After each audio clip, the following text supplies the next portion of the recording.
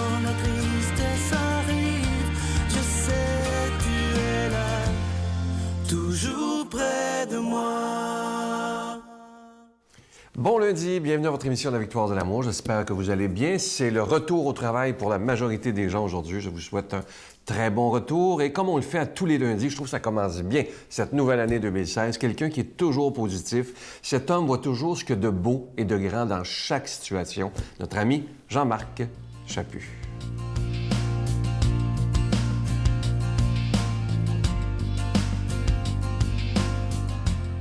Salut! Hey, on a changé d'année. On est en 2016. Et en 2016, on fait ça tout le temps, au début de l'année. On se souhaite la bonne et heureuse année.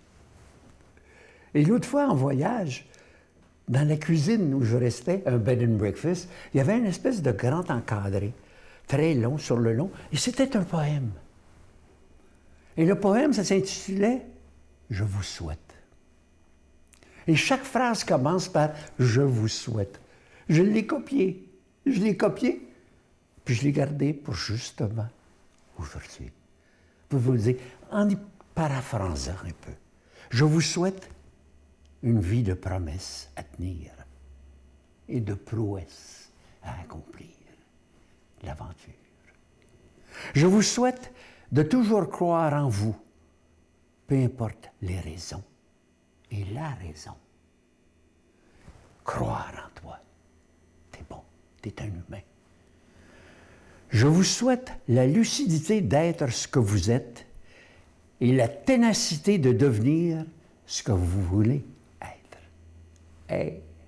Hein? La lucidité pour voir qui t'es, mais aussi la ténacité pour passer au travers, de vaincre les épreuves.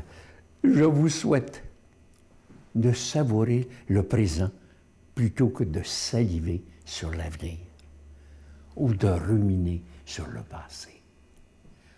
Ça, c'est un programme de vie. Arrête de penser à hier. Arrête de voir tout demain. Pense à aujourd'hui. C'est le 4. Qu'est-ce que tu fais? C'est le 5. C'est le 6. C'est le début janvier. Qu'est-ce que tu vas faire en 2016? Je vous souhaite d'attiser des attentes réalistes au lieu de vous consumer pour des chimères. Je vous fais quelque chose qui n'est pas catholique, pas en tout. Je te le dis pareil. Arrête d'acheter des billets de la loto. Ça, c'est des chimères. Qu'est-ce que tu veux? Puis quand tu vas l'avoir gagné, le 14 millions, tu ne sauras pas quoi faire avec. Tu as des millions dans la vie. Profites-en donc. Je vous souhaite un entourage qui vous estime. Et un peu plus que toi-même, tu t'estimes. Un entourage qui t'admire. Je vous souhaite une famille de sang ou de sens qui vous adopte et vous aime sans condition. Je vous souhaite de trouver quelqu'un qui t'aime sans condition. Je vous souhaite l'amour qui enflamme sans brûler, étreint sans étouffer, habite sans posséder.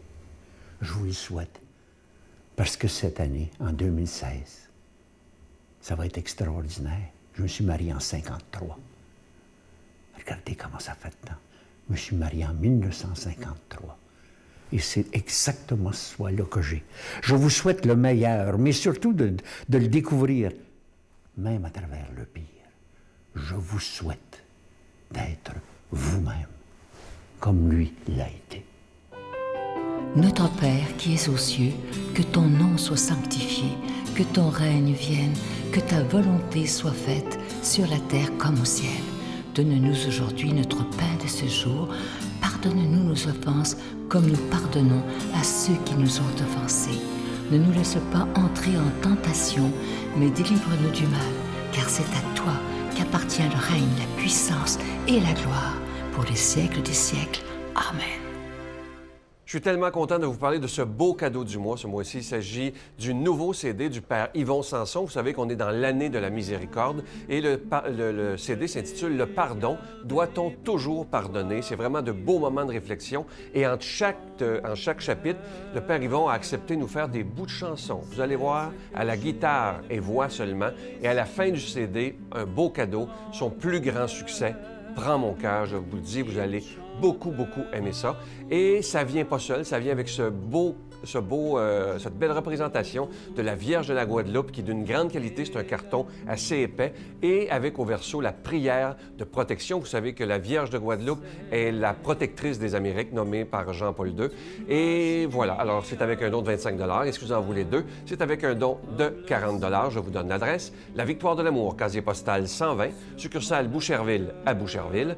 Le J4B 5E6, je vous la redonne. La Victoire de l'amour, casier postal 120, succursale Boucherville à Boucherville. Le J4B 5E6, également par téléphone, par carte de crédit, du lundi au vendredi de 8h30 à 16h30 dans le 514-523-4433, 523-4433 ou sans frais le 1-888-811-9291,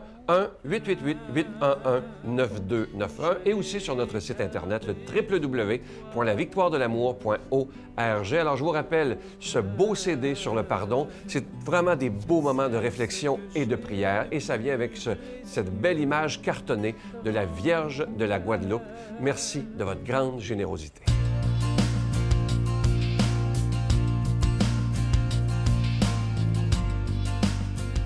Mon Dieu, donnez-moi la sérénité d'accepter les choses que je ne peux changer, le courage de changer les choses que je peux et la sagesse d'en connaître la différence.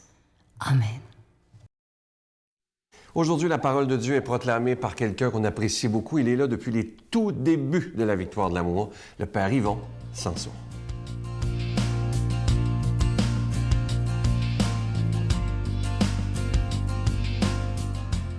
Bon matin à chacun et chacune d'entre vous.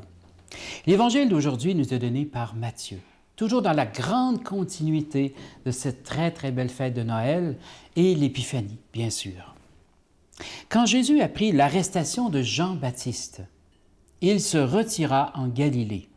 Il quitta Nazareth et vint habiter à Capharnaüm, ville située au bord du lac, dans les territoires de Zabulon et de Nephtali. Ainsi s'accomplit ce que le Seigneur avait dit par le prophète Isaïe. Pays de Zabulon et pays de Nephtali, route de la mer et pays de l'au-delà du Jourdain, Galilée, toi le carrefour des païens, le peuple qui habitait dans les ténèbres a vu paraître une grande lumière. Sur ceux qui habitaient dans le pays de l'ombre et de la mort, une lumière s'est levée. À partir de ce moment, Jésus se mit à proclamer « Convertissez-vous, car le royaume des cieux est tout proche. » C'était le message précisément de Jean le Baptiste, qui était passé juste avant lui. Jésus, parcourant toute la Galilée, enseignait dans leur synagogue, proclamait la bonne nouvelle du royaume, guérissait toute maladie et toute infirmité dans le peuple. Sa renommée se répandit dans toute la Syrie et on lui amenait tous ceux qui souffraient, atteints de maladies, de tourments de toutes sortes, possédés, épileptiques, paralysés. Il les guérissait. De grandes foules le suivaient, venus de la Galilée, de la Décapode, de Jérusalem, de la Judée et de la Transjordanie. De grandes foules le suivaient. C'est extraordinaire comment Jésus, après cet événement tragique de la mort de Jean le Baptiste, il a vu sa mission prendre plein pied, prendre racine et se développer rapidement. Il fallait d'abord que Jean le Baptiste proclame le baptême de conversion. Et Jésus, voulant montrer la continuité de ce baptême de conversion, va reprendre les mêmes mots. « Convertissez-vous, le royaume des cieux est tout proche. » Il fait comme cette transition en prenant les mots exacts de Jean le Baptiste, qu'il avait rencontré lui-même pour le baptême, et ensuite il continue sa mission. On va se rappeler un peu tout ce qui est écrit, bien sûr, dans l'Ancien Testament qui nous prépare à la venue du Messie.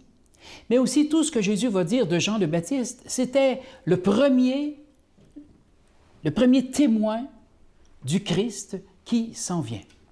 Jean le Baptiste n'a jamais vu vraiment la prédication de Jésus. Il n'a jamais vu comment Jésus était capable de donner toute cette vie au peuple qui était autour de lui. Mais il le pressentait fortement dans son cœur, dans tout son être. Quand Jésus est allé pour se faire baptiser, il a dit simplement « Le voici l'agneau de Dieu, celui qui vient enlever les péchés du monde. » Pourtant, Jean-Baptiste proclamait un baptême pour le pardon des péchés. Mais alors, il était simplement présent à ce que Jésus donnait, ce que Jésus était capable d'aller au-delà de tout ce qui nous avait annoncé l'Ancien Testament, de tout ce que lui-même, Jean, pouvait annoncer. Il savait que Jésus irait bien au-delà de tout cela. Nous apporter la bonne nouvelle. Alors aujourd'hui, quel est notre accueil de la parole de Jésus? D'abord, est-ce qu'on a accueilli la parole de Jean le Baptiste, qui nous demande simplement nous-mêmes, là où nous sommes, dans la condition que nous sommes, il nous demande simplement de retrouver le chemin de notre cœur. Se convertir, c'est uniquement ça. Retrouver son cœur, retrouver ses capacités d'enfant de s'émerveiller de la parole qui nous est donnée. Et alors, je vais simplement être touché par tous les événements que Jésus nous donne. Tous les événements. Ici, on dit, il proclamait la bonne nouvelle et guérissait toutes les maladies. Est-ce que nous sommes conscients aujourd'hui qu'il y a une grande maladie, entre autres, la maladie du manque de foi, la maladie du manque de paix, la maladie du manque de pardon, la maladie du manque d'aller vers les autres, nos blessures qui nous empêchent d'aller vers les autres.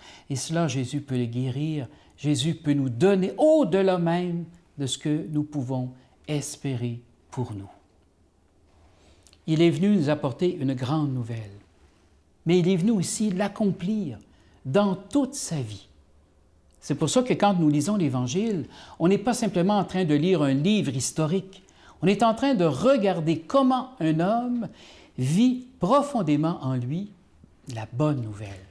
Ce n'est pas simplement un discours, ce n'est pas simplement « faites ceci » ou « faites cela ».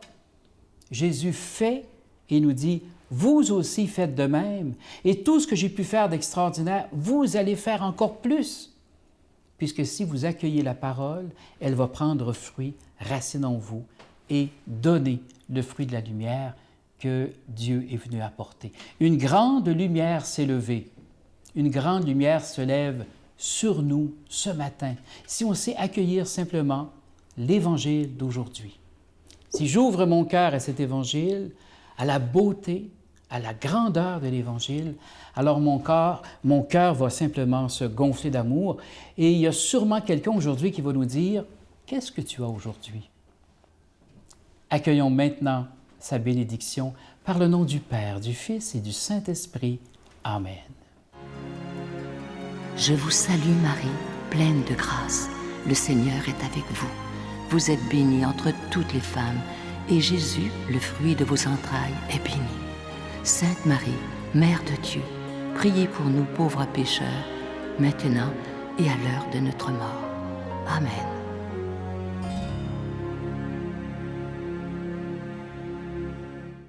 Je vous invite à la prochaine retraite de la Victoire de l'amour qui aura lieu en avril prochain. Les gens vont dire « Ah, c'est loin », vous allez voir que ça passe vite et que ça réserve surtout très vite. Avec le grand retour de l'abbé Robert Jolicoeur, il nous promet une retraite extraordinaire. Il est en pleine forme. Alors, c'est les 8, 9 et 10 avril prochains. L'abbé Robert Jolicoeur sera là. Jean-Marc Chaput, Brigitte Bédard, qu'on aime tant. Miguel sera là. Je serai là aussi, réservé rapidement.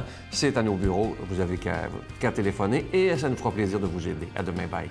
Je dis beaucoup, c'est comme un casse-tête. On fait notre vie. Là, j'avais l'impression, je faisais ma vie, je construisais mes petits morceaux de casse-tête. Et là, tout à coup, il y a eu comme des médecins qui ont commencé à dire « ça ressemble à cancer ». Après, un autre médecin dit « Oui, ça ressemble vraiment. Oui, confirmé cancer, confirmé stade 4, confirmé métastase, et puis bon, chimiothérapie ».